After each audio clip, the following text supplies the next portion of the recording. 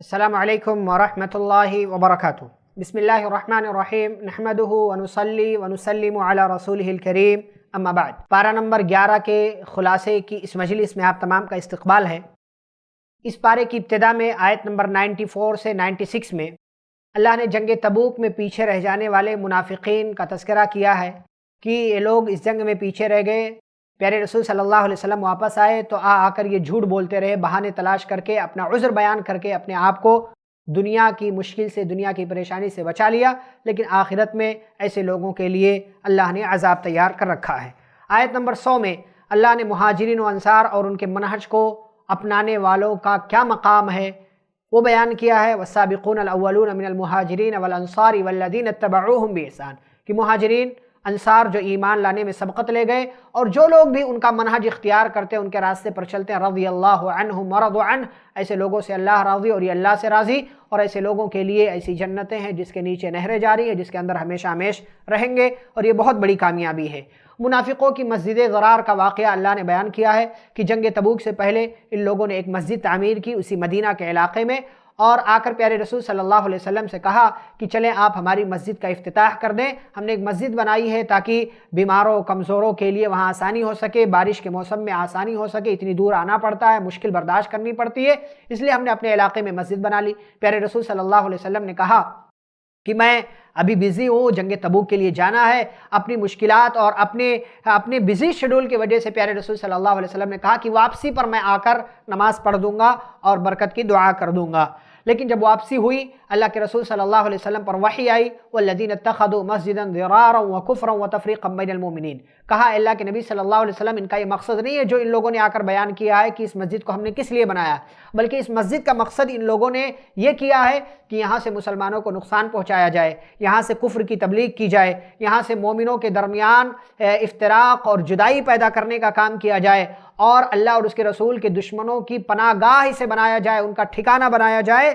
جو لوگ بھی اللہ اور اس کے رسول سے دشمنی کرتے ہیں، اور یہ لوگ تو قسمیں کھا کر بیان کرتے ہیں کہ ہمارا ارادہ نیک ہے، ارادہ ان کا نیک نہیں ہے، واللہ یشہد انہم لکاذبون، اللہ گواہی دیتا ہے کہ لوگ جھوٹے ہیں، لا تقم فیہ ابدا، اس میں کبھی بھی جا کر آپ نماز مت پڑھیے گا۔ اللہ نے اپنے نبی صلی اللہ علیہ وسلم کو منع کر دیا۔ پیارے رسول صلی اللہ علیہ وسلم کو جب منافقوں کے اس ارادے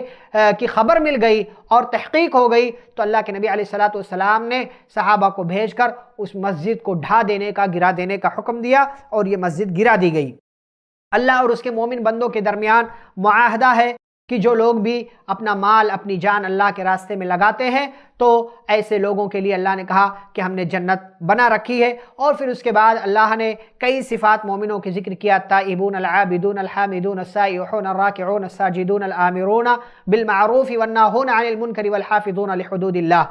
پھر اس کے بعد اللہ نے آیت نمبر 117 سے 119 میں جنگ تبوک میں پیچھے رہ جانے والے 3 صحابہ کا واقعہ اور ان کی سچی توبہ کا ذکر کیا ہے، جو تفصیلی واقعہ صحیح بخاری وغیرہ کے اندر موجود ہے۔ حضرت کعب بن مالک، حضرت ہلال بن امیہ، مرارہ بن ربیع، یہ 3 صحابہ بھی جنگ کے میدان میں پیچھے رہ گئے تھے، اور ان لوگوں نے آ کر سچی بات بیان کر دی کہ سستی اور کاہلی کی وجہ سے ہم جنگ میں نہیں جا سکے۔ اللہ کی طرف سے پیارے رسول صلی اللہ علیہ وسلم نے ان کو یہ سزا دی کہ صحابہ سے بات چیت کرنا بند، اور پھر اس کے بعد بیوی سے بھی علیحدگی۔ 50 دنوں کے بعد اللہ نے ان کی توبہ قبول کی، ان کی سچائی کا بہترین نتیجہ ان کے سامنے ظاہر ہوا۔ اللہ نے ان کی توبہ قبول کر کے کہا، یا ایھا الذین آمنوا اتقوا اللہ وکونوا مع الصادقین، اے ایمان والو تم اللہ کا تقوی اختیار کرو اور ان سچے لوگوں کے ساتھ ہو جاؤ۔ پورا واقعہ جاننے کے لیے آپ صحیح بخاری وغیرہ دیکھیں، اور کعب بن مالک کا واقعہ لکھ کر بھی اگر آپ دیکھیں تو آپ کو یہ پورا واقعہ، جس کے اندر بہت ساری عبرتیں ہیں، نصیحتیں آپ کو مل جائیں گی۔ علم دین سیکھنے کے لیے سفر کرنے کی نصیحت، اپنا علاقہ چھوڑ کر کسی اور علاقے میں جا کر دین کی تبلیغ یا دین کی تعلیم حاصل کرنے کی اللہ رب العالمین نے ہم اور آپ کو نصیحت کی ہے۔ آیت نمبر 122 میں، آیت نمبر 128 میں اللہ نے اپنی امت کے تعلق سے نبی اکرم صلی اللہ علیہ وسلم کتنے فکر مند تھے، آپ کا کتنا بڑا کردار تھا۔ لَقَدْ جَاءَكُمْ رَسُولٌ مِّنْ أَنفُسِكُمْ عَزِيزٌ عَلَيْهِ مَا عَنِتُّمْ حَرِيصٌ عَلَيْكُمْ بِالْمُؤْمِنِينَ رَءُوفٌ رَحِيمٌ، کہ یہ رسول جو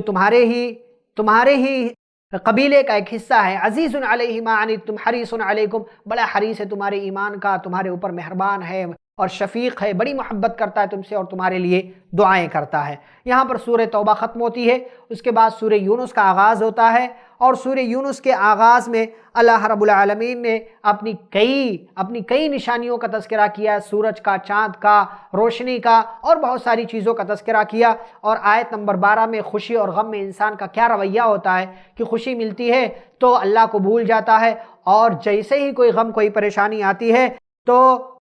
دعانا لجنبہ او قاعدا او قائما، تو لیٹے، اٹھتے، بیٹھتے، ہر حال میں وہ اللہ ہی کو پکارتا ہے۔ فلما کشفنا عنہ ضرہ مرہ کأن لم يدعنا الى ضر مسا، لیکن جیسے ہی مشکل دور ہوتی ہے پھر سے وہ اللہ کو بھول جاتا ہے۔ مشکل کے وقت مشرکین کا اللہ کے ساتھ کیا معاملہ تھا کہ جب وہ سمندر کا سفر کرتے تھے، مشکل آتی تھی، موجیں ٹھاٹھ مار رہی ہوتی تھی، سمندر کا پانی ان کی کشتی کو ڈبونے کے لیے تیار ہوتا تھا، تو یہ اللہ کو دعوا اللہ مخلصین لہ الدین، خلوص دل کے ساتھ اللہ کو پکارتے تھے، لیکن جب اللہ ان کو نجات دے دیتا تھا اذا ہم یشرکون، تو یہ پھر سے شرک کرنے لگ جایا کرتے تھے۔ آیت نمبر 24 میں اللہ نے دنیاوی زندگی کی مثال بیان کی ہے کہ پانی کی طرح ہے۔ پانی کے ذریعے اللہ نے اس کی مثال بیان کر کے زندگی کے بارے میں بیان کیا ہے کہ پانی جب زمین میں نازل ہوتا ہے اس سے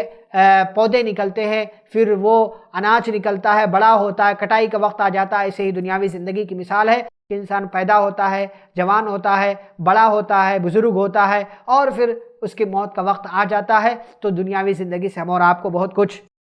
سمجھنا چاہیے۔ قرآن کی صورتوں جیسی کوئی ایک سورہ ہی پیش کرنے کا قرآنی چیلنج جو پہلے پارے میں بھی اللہ رب العالمین نے بیان کیا ہے۔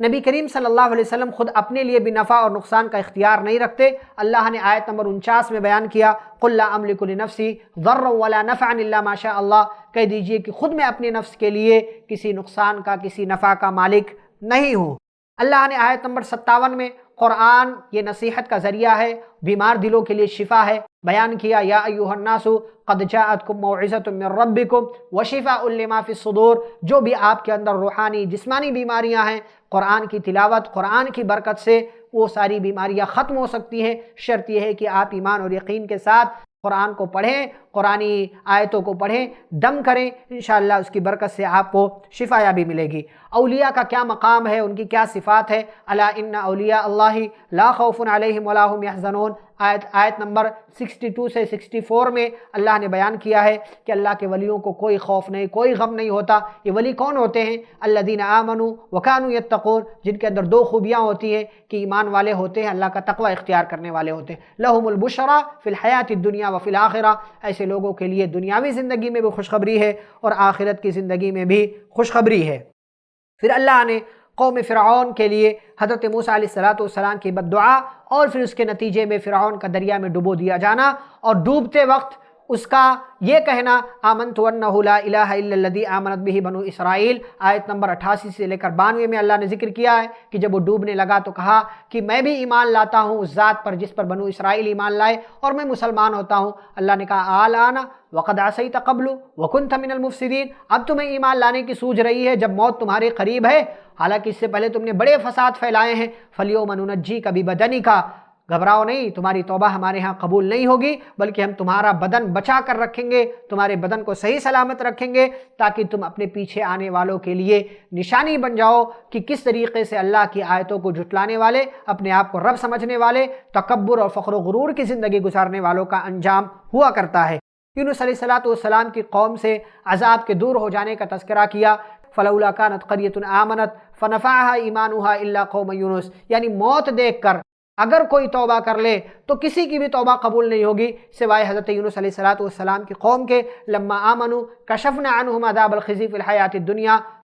ومتعناہم الی حین، اللہ نے کہا جب وہ لوگ ایمان لے آئے تو ہم نے دنیاوی زندگی کی رسوائی کا جو عذاب ان کے لیے بھیجا تھا ہم نے اسے دور کر دیا اور انہیں تھوڑے دنوں کے لیے اور مزید مہلت دے دی۔ یہ اللہ رب العالمین نے ذکر کیا ہے، اور پھر اسی سورہ کے اخیر میں، اسی پارے کے اخیر میں اللہ نے ایک عقیدہ بیان کیا، وَإِن يَمْسَسْكَ اللَّهُ بِضُرٍّ فَلَا كَاشِفَ لَهُ إِلَّا هُوَ وَإِن يُرِدْكَ بِخَيْرٍ فَلَا رَادَّ لِفَضْلِهِ، آیت نمبر 107 میں کہا اگر اللہ آپ کو نقصان پہنچانا چاہے تو کوئی بھی اس نقصان سے آپ کو دور نہیں کر سکتا، وَإِن يُرِدْكَ بِخَيْرٍ فَلَا رَادَّ لِفَضْلِهِ، اور اگر وہ آپ کے ساتھ کوئی بھلائی کرنا چاہے تو کوئی بھی اس بھلائی کو، اس کے فضل کو آپ سے ہٹا نہیں سکتا۔ لہٰذا ہر حال میں ہمیں اللہ کے فیصلے پر خوش ہونا چاہیے، بیماری ہو، تندرستی ہو، خوشحالی ہو، غم ہو، پریشانی ہو، کوئی بھی حال ہو، ہمیں اللہ کے فیصلے پر راضی ہونا چاہیے۔ وَاتَّبِعْ مَا يُوحَىٰ إِلَيْكَ، جو اللہ نے نازل کیا ہے اس کی اتباع کریں، وَاصْبِرْ، صبر کریں، حَتَّىٰ يَحْكُمَ اللَّهُ، یہاں تک کہ اللہ کا کوئی فیصلہ آ جائے،